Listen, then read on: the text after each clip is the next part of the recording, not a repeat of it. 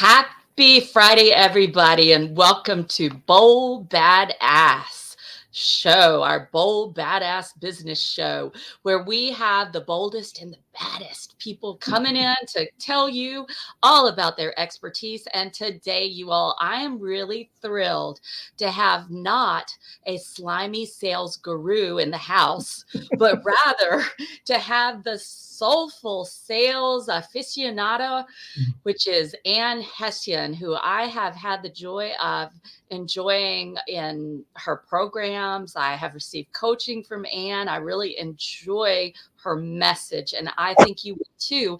And it's going to give you a way to sell, to share what you do, even if you're allergic to sales, right?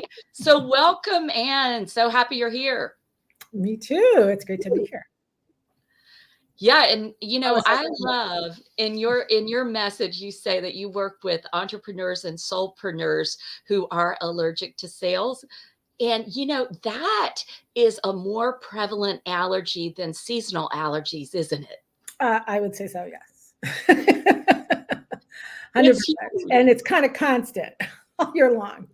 Yes, it's constant. This is the 4-season allergy of being allergic to sales. And the thing is that if we don't master that, then we never have a business. We just have a hobby. Totally. I mean, of all the skills that you need, and that, so when you start your own business, especially service-based business, coaching, energy healing that I serve a lot, that kind of business. One of the first things you learn is that you need a whole bunch of more skills than just the skill of the thing that you do, right? That's like one of the first sort of rude awakening things, right? You're like, there's a lot. I can't just be good at what I do and people will come. It doesn't work that way. But of all those skills, and there are many that you need to have a successful business, I will go to my grave saying the single most important one is one-on-one sales. Because if you don't have that one, none of the rest of it's really gonna matter. Everything else is just an expense. Marketing is just an expense unless you can get a sale at the end of it. So being able to actually talk about what you do in one-on-one conversations and effectively invite people to work with you, and that's sales, it's the one skill you cannot do without. Yeah, I mean, it's a skill that's basic. I don't like to call it sales, so I call it enrollment. Yeah. But it's the skill that's basic to life. I mean, think about it. If you've gotten married, you were a salesperson. You were enrolled. If you've stayed married, you were a salesperson. Like, you're a salesperson every day of your life, enrolling that person who gets up, on hopefully from the same bed as you and says, I'm still in love with you, baby. Yeah. And it's the skill that we need. I mean, whether we're inviting people to a personal party at the holidays, or we are inviting prospects to a webinar, or we're inviting someone to a one-on-one. Now, I love that you emphasized one-on-ones, because here's what I see people doing too, Anne, with sales, is that so many people are focused on, let me leverage my time and let me make a big CTA, a big call to action to a big group. But the truth of the matter is, more people are going to come into something that's high ticket when you meet with them one-on-one. Yes, definitely true. And also true. And, it's different if people have some background in sales already, for example, although it's different selling your own stuff than it is selling other people's stuff. But yeah, if you have some background that's different, where you've had success, I should say, not just a background. But because selling one-on-one and selling to a group, there's things that are the same, and then there's things that are really different about them. Selling to groups harder, first of all, generally speaking. So if you're trying to jump right into that, you're starting with the harder thing. And you probably won't do it very well, because you need to have all of those. You don't know what your message is until you've had a lot of those one-on-one conversations. Yeah. You've had the sales and you've had the clients. Like, that's where you get your message that will work to a broader audience. And that's where you get your marketing message. The other thing I've seen people doing that's kind of cart before the horse is they go in all focused on I got to figure out my marketing. I got to get my website up. I got to get my marketing message figured out. And that's completely back-assward to do it that way, because if you don't have any sales or hardly any sales and you're trying to figure out your marketing message, how are you going to do that? You can't figure out your message, your marketing message that's going to land. But you're trying to figure out in your own head. The only way you can figure that out is by having conversations with people, right? So like sales is just It out. it's primary. I love what you're saying, and I appreciated your latest email where you were talking about how many people are getting ready to launch their businesses. And I know you and I have talked about this, and we are the same in that we want people to make money. Yeah. I want you making money, people. If Yeah. you've listened to Bold Badass Business, and you better be listening every week, then I want you to make money. And there's nothing that makes me happier than having people soar into six figures and more. Yeah. And especially people who are heart-centered, people who have big hearts, people who are not just going to sit on that pot of gold and say, look at me, here's my net worth, but people who are going to, for example, like someone I just interviewed, he gives money to orphanages, to start orphanages. He has an orphanage being built today because he uses a certain portion of what he gets from his software to fund this. I mean, these are the people that I know you want to support and I want to support, but y'all, you can't do that shit if you're poor. Yeah, there's, you can donate your time, and that's valuable too, right? That's valuable. You can't support something financially when you can't support yourself financially. And you can't have a sustainable business. And this was the thing, I think it's so powerful. I want to share something with you, Anne. You know what I was thinking about that? This is sort of funny because she came to my mind this morning and now I know why. Of course, you and I showed up with the same color on. We did not plan that. But of course we did, because we're both super intuitive. By the way, you all, that's what's so cool about Anne. That's what I love about her work, is she is freaking grounded and expert at what she does. And she's extremely intuitive. So you got the right and the left brain balanced. And that is just to say, because we haven't said that, I'm an energy healer. I'm an energy healer and a sales expert, which is like a weird combination, but that works. That's what works. You just love our weird. Because I'm like a Reiki teacher, Reiki trainer for 30 years, and I'm a business speaker and business kick-ass coach. Well, how refreshing, right? How refreshing, you all, because we need all parts of our brain. We simply cannot rely just on the analytical and leave the heart out. And we can't just have the heart and not have the practice and the strategy to make money and be sustainable. So anyway, this morning, Anne, I have to tell you, I was thinking about the first intuitive I ever went to. I was in college. I was actually doing a summer at Duke. And I went to her and, she dressed exactly like me, Anne. She had on a white pair of pants and a yellow and white striped shirt, which is exactly what I had on. So it made me laugh. I was thinking about that this morning. And then, of course, we show up with the same colors on. That's really funny. But what I love, and the reason I think she came up and she popped in from the other side, because she's passed on a long time ago. Her name was Tomiko Smith. She was amazing and quite well known. Well, she said to me at the end of this, and I have to admit, I was a student. And so paying her, like, maybe it was $150, that's back in the 90s. That was a lot for me at the time, because I was a student. I was a college student and working hard. And I remember as I was writing the check, I was having that moment of like, it's hard to let go of the money. And she looked at me and she said, and I want to thank you so much for helping me take care of my electricity and my heating and air conditioning and all my other marketing and so forth, so that I can continue to serve people like you. And you know what happened to me is I was like, oh, wow. I wrote that check and I was super happy. Yeah. See, she knew, and I want everyone to hear this, she understood that what she was doing was valuable, and she understood that people need to make an investment to value it and to use it.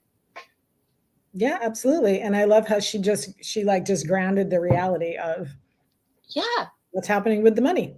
Right. The money is, like, just because she's an intuitive doesn't mean that somehow, her lights are kept on by the cosmic forces of the universe, I've tried that. Doesn't really work. It doesn't work, does it? I mean, even like rubbing sticks together takes a long time to create fire. So, something I have to say that I want everyone to hear is that I took Anne's, what was it called? Soulful Sales Mastery. Is that right? I think that's what it was. Soulful Sales Code. That was the 6-week course. Yep. Yeah, the 6 Mhm. weeks course, Soulful Sales Code, it was excellent. And one of the reasons that I was drawn to it is because Anne balances right and left brain and balances the mystical Mhm. and the practical Mhm. and balances sales and business expertise with also healing energy. Well, one of the reasons I was drawn to it is because you have such excellent templates and some of your phraseology that you give people is just amazing. Like one thing I took away was when we get uncomfortable, which happens because sometimes we land in a conversation that begins to become a sales conversation.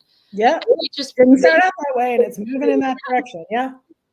Yeah, and what I loved is that you just said, when that happens, well, tell people, what do you say when that happens? Because it was Yeah, fabulous.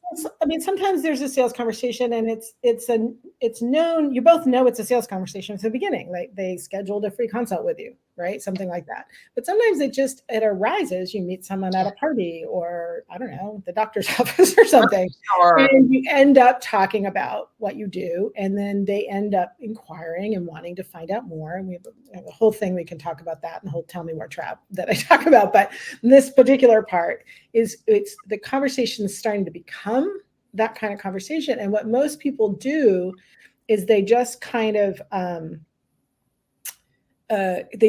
keep going without acknowledging that the conversation is shifting.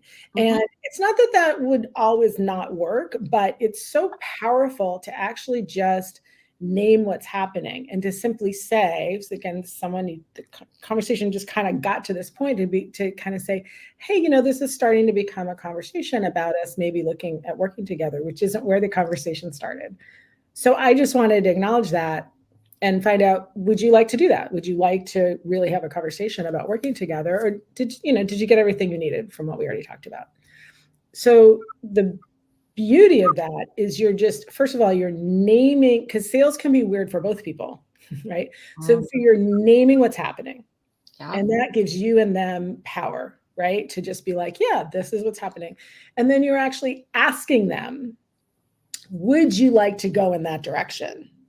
And or you think you're good, because they were thinking, and sometimes they're still just kind of, they're intellectually curious about what Yeah. you do, but they're not Yeah. actually motivated, right? Right.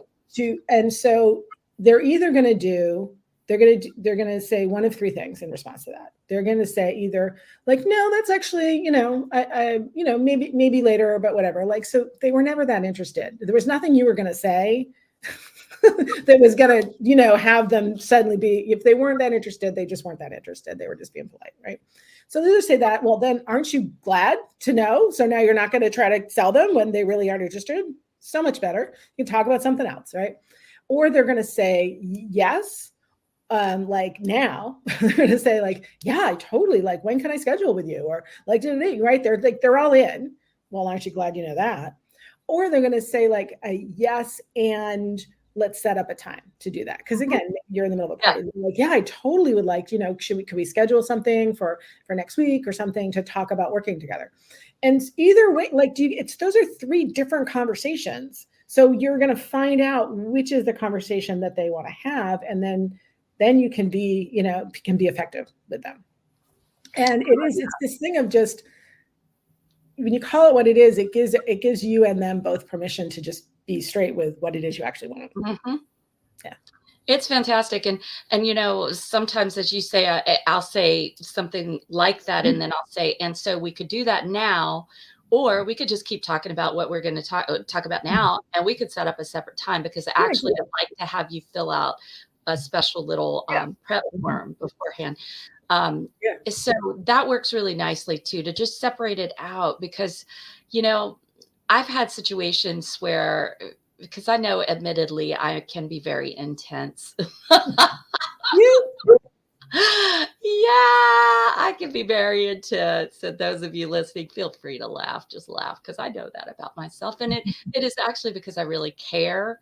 Mhm. And I might actually care more than the person I'm talking to. I've started to realize that maybe I care more than they do. So I Sometimes, yeah. back. But I think that sometimes we can ruin relationships, especially with friends. That friend who has that damn network marketing thing they're always doing, and there's a new one and they're coming up, and you're at a party and all you want to do is sip on your Cabernet Sauvignon and Mhm. gossip or talk about movies or whatever, and they're like, oh my God, let me tell you about the Right. and just steer away from that person. We don't want to be that person. I certainly have had Yes, right? And if that person had stopped and asked, like, essentially, do you want to go in that direction? And you could say yes or no, then it wouldn't um, ruin the relationship, because they're stopping and asking. They're like yeah. finding out, are you interested? It's one of the fundamental issues. I think a lot of people don't understand the difference between marketing and sales. Mhm. And that lack of understanding causes a lot of problems because marketing is really like the way I like to think of it, just boil it down to its simplest. Marketing is just getting the right message in front of the right people in a way that has them say, "Oh, I'd like to find out more." Like, right? They just raise their hand in some way. Yeah, I want to find out more. That's me. That's of interest to me. That's me you're talking about, like that. And whether the marketing is a billboard or it's a conversation, like someone asked you what you do and you gave your simple little answer, right?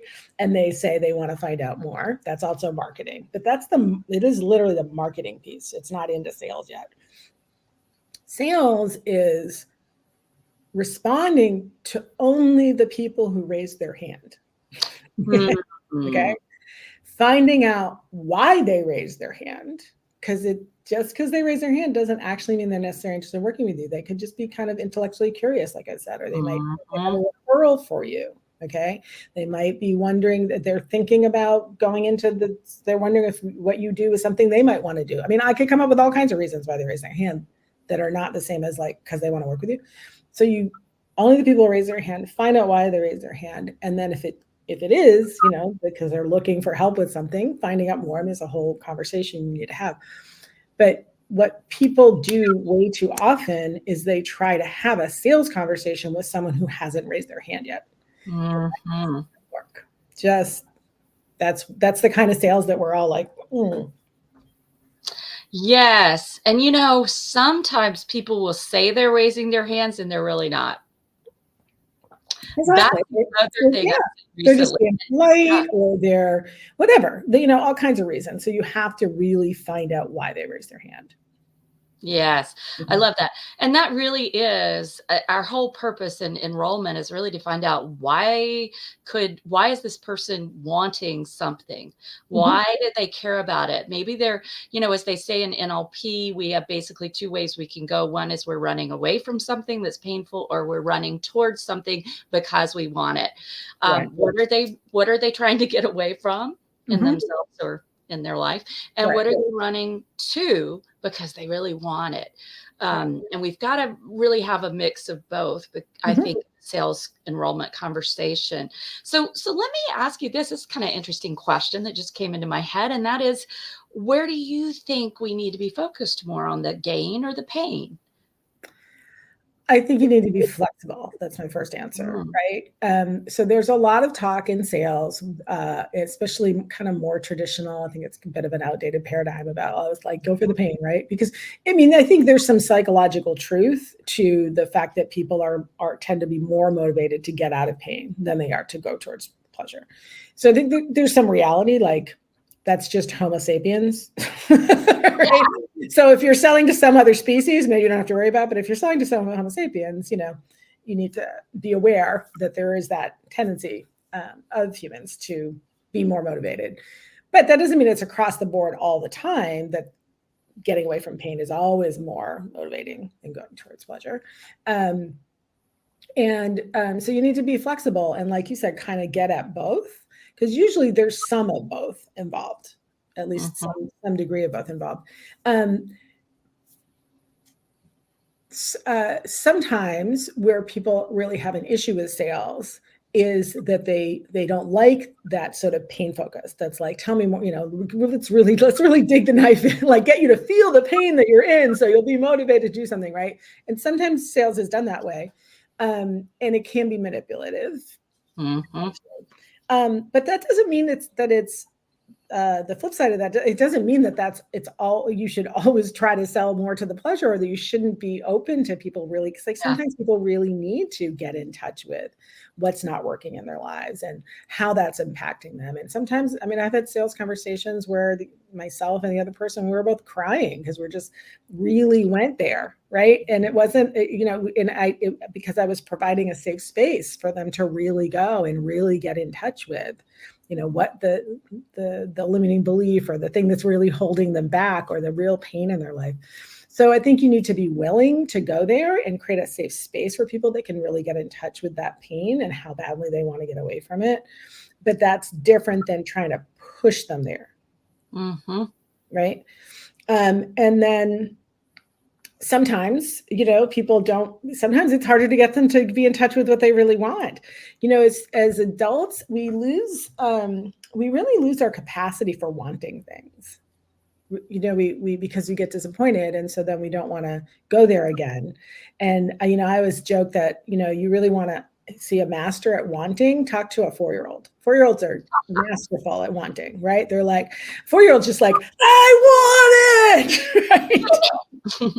And they won't be quiet until they get it. They don't stop. They will not accept a no. Exactly. And as adults, we're like, oh, that would be nice, or I'd kind of want that, or whatever, right? Like we lower our expectations. And so sometimes the safe space to create is actually a space where people can actually admit to themselves how much they want something. They can dream. Yeah. And I think we've all had that sales conversation where you ask somebody, well, what would be possible for you when XYZ was moved out of the way, and there were no barriers, and then they say, well, everything. You're like, okay, well, what is everything? Well, yeah, no. Yes, no, and we really do. We lose our capacity. I don't mean we can't get it back, but right. I should say we get disconnected. Yes. From our capacity for really wanting what we want.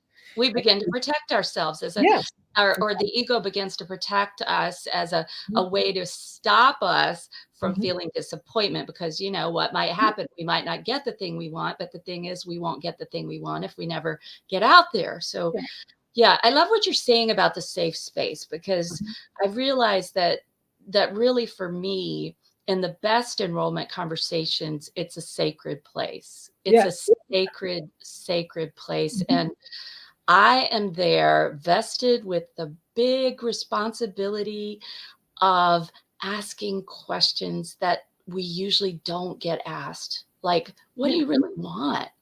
And why? Why is that important? Like, what really matters to you? Yeah. And what do you not want to go to your grave thinking? For me, with my folks, it's things like, well, I wish I'd started that business I was talking about for 25 years, or, I wish I'd left that mind-numbing, butt-numbing job that I had in the cubicle, that I hated, and I knew it wasn't all I could do, but, I was just too afraid, or whatever. And what will someone carry to their grave if we don't somehow intervene and at least interrupt the conversation that's going on, if just for a 30-minute or 40-minute or 20-minute enrollment conversation? Who else is going to interrupt that? Yeah, exactly. And so sometimes even if you are that great with people, right? You're really just being there with them, you're caring, you're letting them see you care, you're asking those questions.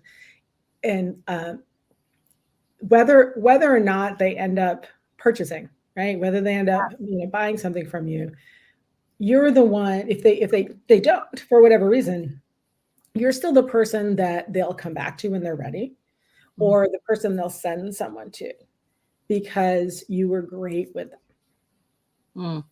right? I think you're really good at leaving that open door. You're definitely better than me, Anne, because I can get in people's faces a little bit. Sometimes I'm like, look, okay. And sometimes it works. I Mhm, remember, I have to tell you, mhm. one time I remember this woman who wanted to create all these things in her life. And she told me that she couldn't come for a weekend training because she had to be by her pool.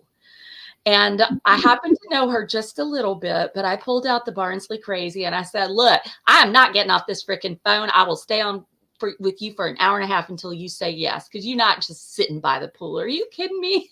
Yeah. No, And and she said, sometimes you do have to, like, you have to, like, people are like, oh, I don't want to feel pushed. It's like, push isn't always bad. It can yeah, be, right? But it depends on the level of relationship you have with the person. It depends on the level yes, of mission you have with the person. But sometimes being heart-centered is actually being heart-centered isn't just about being nice. It's also about yeah, being courageous, right? The heart is the center mm, of courage. And it takes courage to like take a stand for people. And when someone's telling you, yeah, about this business they want to start, this work that they want to do, the next direction they want to go, and they're kidding themselves, if we're being honest, right? Like yeah, sometimes, I'm not saying people always are, but sometimes they're just kidding themselves yeah, about how they're going to do it and everything. And sometimes you just got to call them on it and say, like, how long have you been saying that? yeah. And now What's going to I'm change? And that, 60 I and want to saying work with you in 3 months. Really, what's going to change in 3 months? right. And you've been saying that for 15 years and now you're 60. So, I mean, I don't want to have this. I'll even say to people, I don't want to have this conversation again with you in 3 years. I don't. Exactly. I don't want to have that conversation. I have to tell you something funny. Do you know that very same person? She came to Reiki level 1 training. As soon as she finished, she met the love of her life. She manifested the job she wanted. She was a pharmaceutical executive. She manifested the job, but she was number 2. I said, don't worry, you're going to get it. And she did within 2 weeks. The other person said no. And all this happened. And she said to me later, she was introducing me at an event where I was speaking. And she said, I just have to thank you because you just wouldn't let me off the phone. Yeah. But I made it fun. It wasn't a feeling of Yeah. like, And again, it's the level of like permission that you have with that person, yeah, right? And it's just like I said, I had this happen recently with someone who like signed up to do some work with me and then they were kind of backing out and they were not like, they actually said, you're say you're heart centered, but you're blah, blah, blah, blah, blah, right? But you're not if you this whole thing. And I just had to be really straight with her. I was like, look, you just told me about the difference you want to make in the world. You told me about your story. You told me about how that story needs to be told. You told me about how like I mean, it was really a powerful story, but it wasn't out there, right? And you told me how important that was to you. That's what matters to me. That matters to me way more than what you think about me and whether or not you like me right now. There's a lot of emotion happening. I was like, it matters to me way more than you feel right now. I mean, I'm not saying I'm indifferent to how you feel right now, but you getting that purpose of yours out there in the world, real, that matters way more to me than the emotions you're feeling right now. And so that's who you're talking to. I'm not going to just be like, oh, I'm so sorry that you got upset. That's not what I'm here to do. That's not the game I'm here to play. Right. yeah. So sometimes you got to be tough, but it's in service of what they tell me really matters to them. Absolutely. And it's one of the reasons why when somebody gives me that deposit over the phone and I get that done, we do it on the phone and then we do a happy dance. And I say, and remember that this is non-refundable. Why? Because I'm helping you keep your commitment to yourself and your dream. Mm-hmm. And I don't back down on that. Yeah. Because we all know that voice because we've all been there, right? When we get backed up and we want to do something, but we're afraid. So maybe we want to zip line, but then we get up on that platform and we're like, oh crap, what have I done? And then we're like, oh, this zip line doesn't look good. I don't like that trainer. We start saying stuff, trying to blame the outer world. But what's really going on is some kind of fear, some kind of hesitancy. It's usually driven by fear, scarcity conversation going on. That makes us not want to go off that platform. And so that's when that guide needs to say, look, you've already invested in this. Yep. Look, a 10-year-old kid just went down. Yes. Somebody else just got to 6 figures in 5 months in my program. And then we give them that little, and I'm right here beside you, and I'll also push you too. I'll be beside you. I'll go in front of you, and they'll go in front of you, and I'll push you from behind. So you have it support on all levels. Yeah. Yeah. Yes, people can be snippy sometimes. And, it took me a while, and that's all about them. I love how you just called that out. Here's what's really important to me. And even if you don't enroll with me, I want to know, let's have a conversation in 3 weeks. And I want to know what else you've put in place that is going to provide the structure you need. I like to say that to people. Yeah. Because I may not be the right fit for them, but I am committed, and I definitely don't want my time wasted. I'm committed to them having the structure they need to move forward. Yeah. Absolutely. Because that's what it's about. It isn't about just like I said, the how you feel in the moment. That's And it's not about whether they like us or not. And I'll even say, you probably think I'm an asshole right now, and that's okay. I can live with that. I've said stuff like that, because you may hate me right now. Let's talk for a second about sales tension, because really this is what we're talking about. Yeah. Sales tension. And when somebody says something like, "Oh my God, Anne, I feel really pressured right now," what do you say back to them?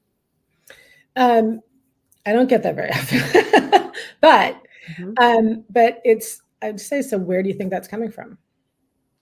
Powerful. Because it's not coming from me. So if you're feeling pressure, where do you think that pressure is coming from? That is such a great question. I love that. I'm going to write that down. That's the best. So where do you think that's coming from? Because it's not coming from me. I'm not going to look. Someone might say that where they aren't necessarily actually feeling pressure per se. They're just saying it to try to, like it's a thing to say to make me feel bad or something. Like that could happen. But mostly I think they're telling the truth. They're feeling pressure, right? Like the experience they're having right now is pressure. And they're assuming it's coming from me. And it's like, it's not. So what I say, I'll tell you, it's so perfect what you say. I love the way you do it, because you're just turning it right back on them to do some self-investigation. But I'll say something like this. I like the way you're doing it. I'm gonna try that out. I'll say something like this. I'll say, well, that's really interesting. What I've learned in so many of these conversations is that when I feel pressure, it's because I know I really at heart really want something. And that's why it feels like a big thing to me, because the stakes are high. Yeah. And that I talk about the stakes being high too, and the thing, it's like, this is, even if they're getting upset, it's like, you're upset because this matters to you. If this is not important to you, you wouldn't bother getting upset about it. No, I really want you to hear what Anne is saying, because she's really good at doing this in such a firm, but also firm, real, and gentle way, I would say. So I really want you to listen to her phraseology, because, and the way she delivers it, right? Because this is very powerful when you're in a conversation and somebody is saying something to you like, well, I feel pressured, or I feel pushed. Just to turn it back and say, well, that's so interesting. Have you thought about where that's coming from? Because it's not coming from me. And then you got to do the zip it. You got to shut up and listen. Yes, that's one of the most important things in sales. Sales should be probably 80% asking questions and listening, and maybe 20% telling people things. Yeah, I think even less than that, really. The telling piece is usually, we know we've really got somebody's interest when they say, well, okay, so tell me all the details. Right. Down the road, after you've talked about the why. What is their why? What do they care about? What would be possible? What do they want to let go of? What do they want to release? Whatever. These kinds of deep, open-ended questions. And then eventually you'll know, because somebody will, well, how do I sign up? Yeah. Or, well, when does it meet?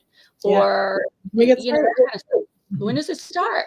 And then when you get that coming to you all, when you get that cue, oh, okay, so this means they're really at a choice point. They're at a choice point there, and they're giving you the opportunity then to tell them about it. But then we don't want to get into all, I don't go into all the details at all. Yeah, They don't really care what they do. They They don't just really it's going care. to do for them. But another thing I love what we're talking about in terms of you're listening and you're reading them. And so another mistake people make sometimes, and in sales has its own parlance, right? Mm-hmm. But in sales, they call it closing past the sale. So sometimes they're already in, they're basically saying yes. They either literally said yes, or they're, how can we start? Or they're just giving all the signals like I'm all, stuff like that. And but people will be like, well, yeah, I haven't covered everything yet. First, before you say yes, I have to make sure you tell you about all this other stuff. And it's like, no, they're a yes. I don't mean that, it's something essential like the refund policy or some, if there's some essential piece of information, you need to make sure there's a live event that's part of what you offer and you need to tell them when it is or something. But you don't need to go into all those. If they're a yes, take the yes, right? Take the yes and sign them up. Yes, exactly. Again, I'm making sure you have like the essentials covered. But people will do that. They'll get sort of stuck in like, oh, I'm supposed to cover this and then this and then this, and we didn't get there yet. So hold on that yes. It's no. Don't try to keep selling past the close. I love that. That is so powerful. And here's the other thing is don't follow those sales scripts you get, those old antiquated sales scripts of how you're supposed to do this, then that, and you do your product demo and you do, blah, blah, blah. That is done. If that even ever worked, I think there's definitely industries in which scripts have worked really well. And it depends on what you're selling, right? It depends a lot on what you're selling. But for things like more like, one-on-one services, coaching, energy healing, that I have a lot of healers and stuff. A straight up script is just typically not going to be very effective, but a process is effective. You want to have a sales process. You want to put the time in to try to understand what's the decision process people need to go through. And so I usually, when I teach it, it's more like giving you a guide or helping you create a guide that you're going to follow that's flexible. But it has, so you have some language to use, these are questions that you like to ask because these questions will help elicit and guide the conversation, but it's not reading a script because that typically doesn't work very well at all for this. I'm thinking about, as you say that, I'm thinking about, when you go to the fair and the guy with that tiny little towel that'll like mop up your entire house if it floods. That's where that kind of sales script can definitely work. And it does. You just look at the crowd of people around them watching him do this stuff with his towel. And so in that case, yes, that can work.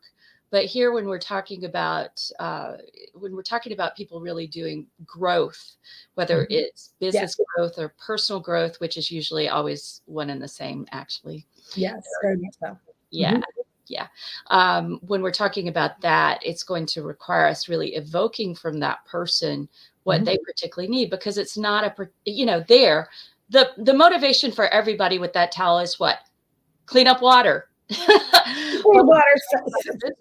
Faster, easier, whatever, right? Like, the motivation is because they're going to pick up the water, they're going to clean up the water regardless, but they want to do it faster, better, easier, blah, blah, blah, blah, blah. And it's cool. And it's kind of cool, but that's a completely different thing.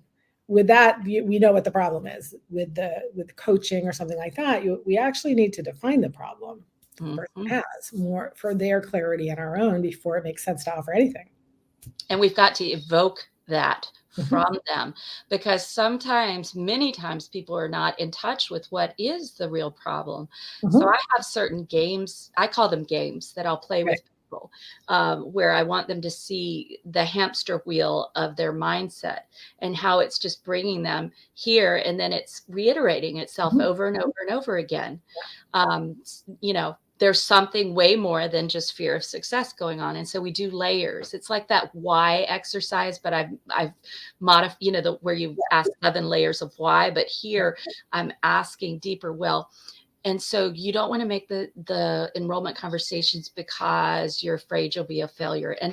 And if you're a failure, what does that mean about you? And we keep going until we generally get to this really deep thing that is pretty much a cornerstone for their beliefs about themselves in the world. Yeah. Like, I'll have to give up, or I'm not good enough, or I'm not lovable, or nobody values me. Mhm. Um, and so it gets really deep. And I love what you said about sometimes you'll cry with people. I do often in my best enrollment conversations. And I always say to people, we can't lie when we cry. And that's good. So if you get to where you're tearing up, good on you, because we hit something powerful for you.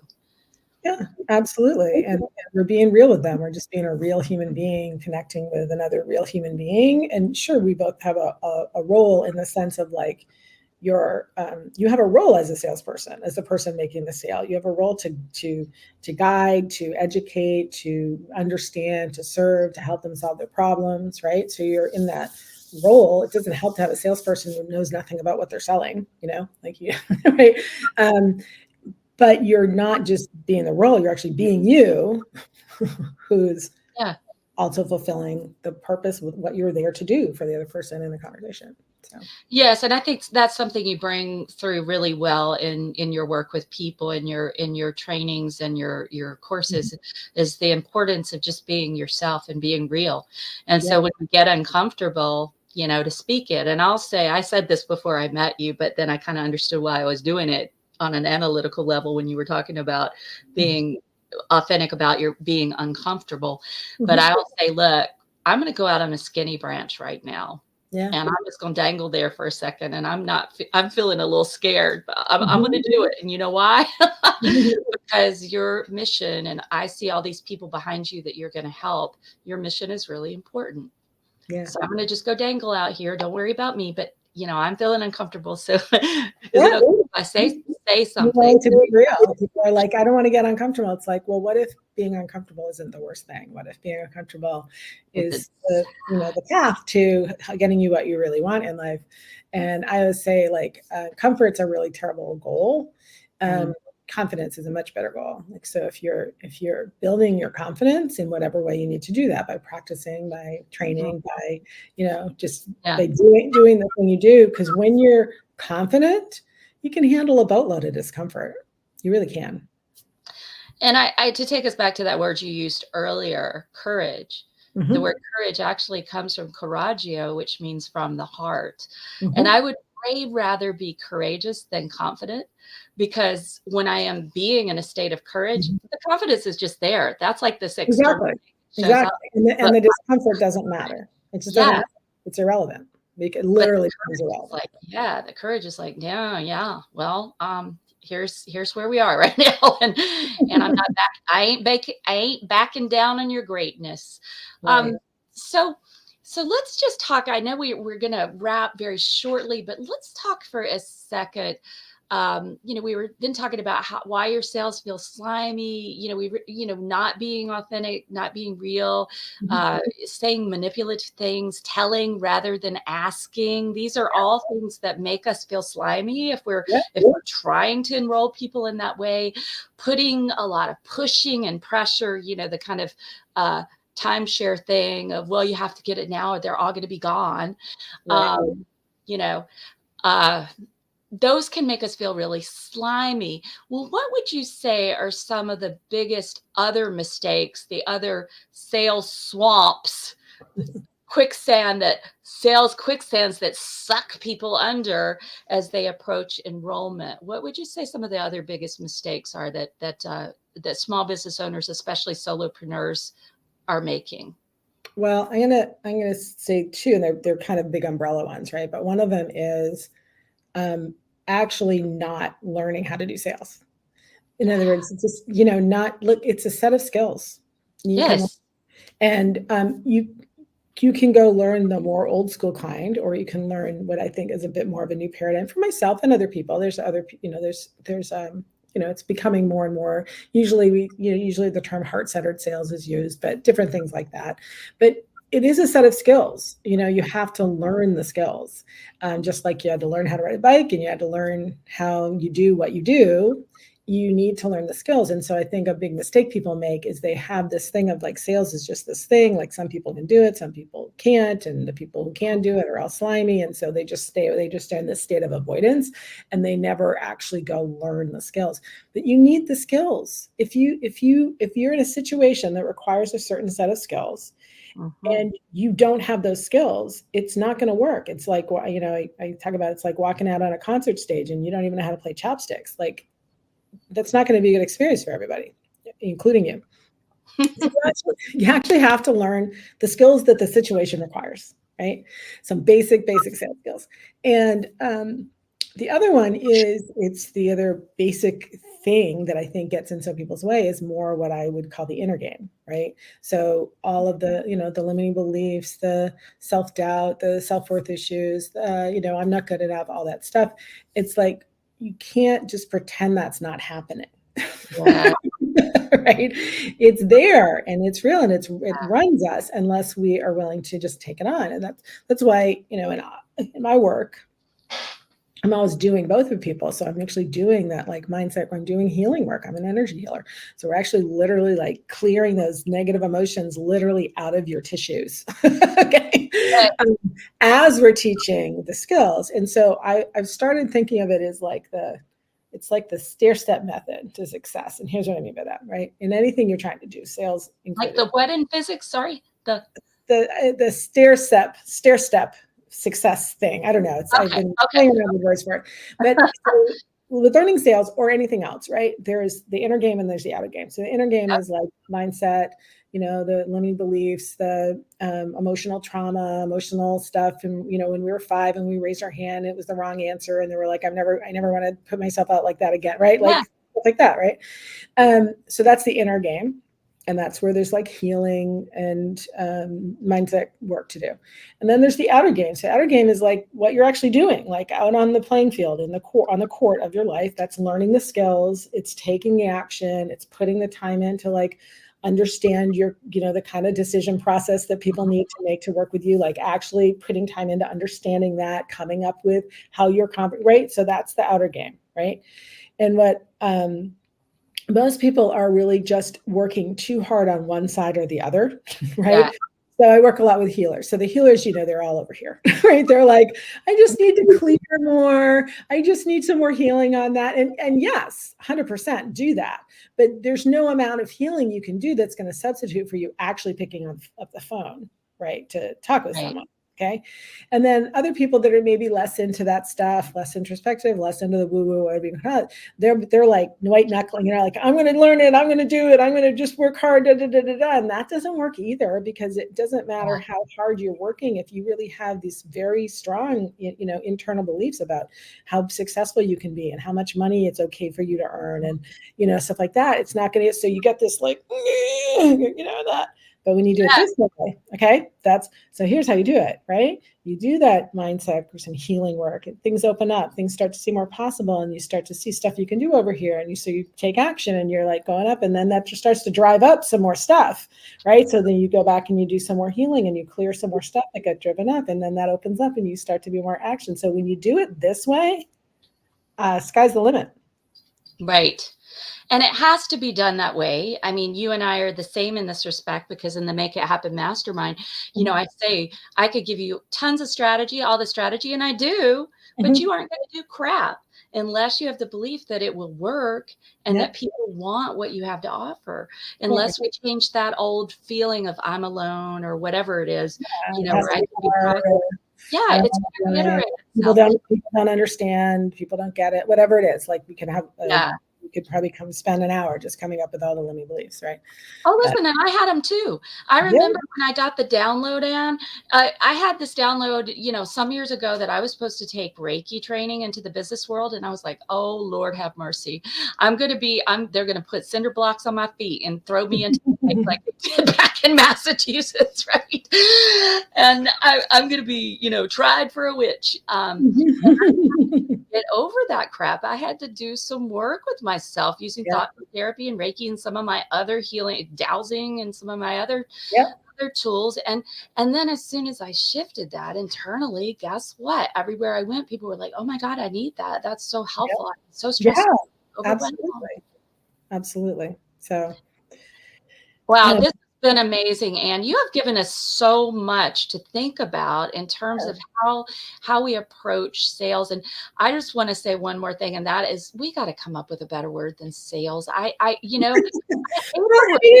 I use the word sales deliberately to help people like get past it and kind of desensitize, right? But yeah, I mean, it is enrollment. But I think we need another one, and I don't know what it'll be, but I've kind of put that out to the universe of like provide that, because our language also can limit. But I get what you're saying. You're using it that way. The same reason I curse, kind of to get people out of their normal. And to maybe reclaim it and actually help people. I think there's a new paradigm. Yeah. That's been emerging in the world of sales and marketing too, actually, but that's more authentic and it's more like real human connection. And so we can actually shift the meaning as well. It's relational sales. Yeah.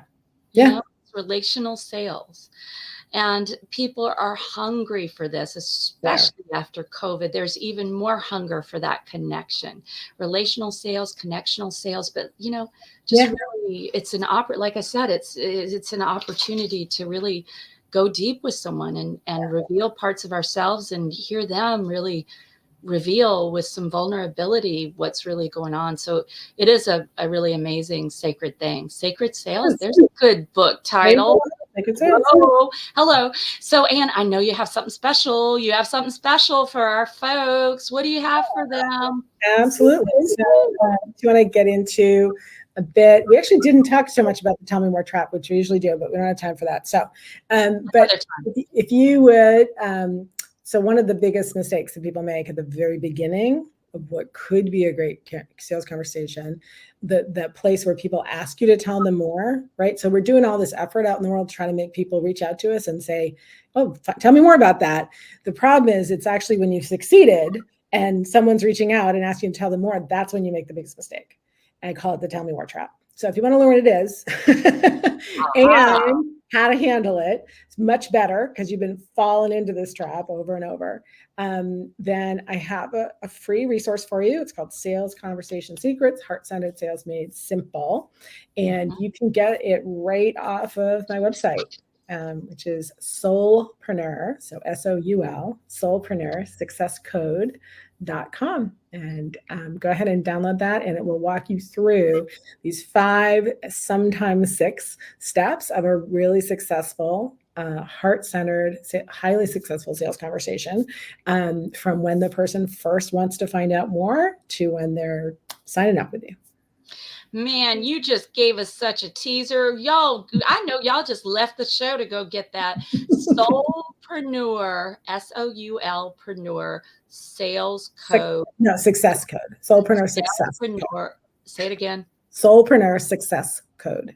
soulpreneursuccesscode.com, you all. So get your arses, your badasses over there and pick up your copy of that for sure. I've read it. It's awesome. And I've heard you talk about that trap. And it is really a conversation that you need to read and know about because it does happen all the time. And you're stepping in quicksand, you all, and not even knowing it. So we really true. Even if it lays out these 5, and again, it's sometimes 6 steps, if the only thing you change is the first step, that's the only thing you change, you're going to start getting better results right away. Woohoo! Hello, who wants more sales, more enrollments? Who wants that? So thank you, Anne. And of course, you all remember, go on over to the YouTube channel and subscribe. I've been working on building that part because people are all over Facebook and LinkedIn, but that was the thing that I wasn't building. So y'all get on over there and subscribe. And there are tons. There's over 6 months of episodes there for you now. Oh my God, with amazing experts like Anne on all sorts of different topics that are going to allow you to boost your sales, to grow your business, to grow your courage, and all of that. So make sure you get over there, you all, and also go to spirited-solutions.com and grab your copy of my fun-tabulous ebook, How to Overcome Overwhelm in 7 Easy Steps, which is great because you can use the ebook in accordance also with what Anne just used you, gave you, so that you don't feel overwhelmed by sales anymore. And so you don't do all the inner work, but not pick up the telephone, not send the Facebook Messenger message, not reach out to others. It takes all of this together. So, Anne, we really appreciate you. You've given us so much to think about with your Soulful sales. So glad you're not the slimy sales guru. Yep. Actually, Anne and I were ragging on people who call themselves gurus earlier. Yeah, like you can't call yourself a guru. Like you really can't. Like it's just sort of, it's what, antithetical to the concept of a guru, right? Like that's something that's like a title others bestow on you. You can't claim it for yourself. Yeah.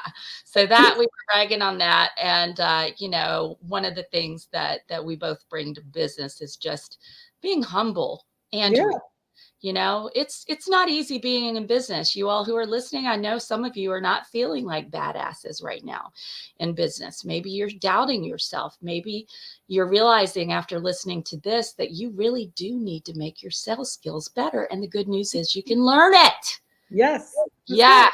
So go on over to Anne's website, which is, Anne? Soulpreneursuccesscode.com. And you can check out her online courses, check out her coaching programs, and also those of you who really want to soar into 6 figures and more, you can go to my website and get a complimentary Get Results Now session, and we can kick your butt with love. And whether or not you and I work together, I promise that your life will be changed by that short session. Anyway, well, everybody, thanks for tuning in. I'll see you next week for Bold Badass Business, 4:30 p.m. Eastern, 1:30 p.m. Pacific, 3:30 p.m. Central, and whatever other time zone you're in. But just make sure you're there and have a badass week in which you serve everyone around you, sharing your gifts with the world so that you don't take them with you to the grave. That was kind of a somber ending, but... Yeah. But I get it. It's powerful. There you go. Thanks again, Anne. It's great to be here. Right? Bye.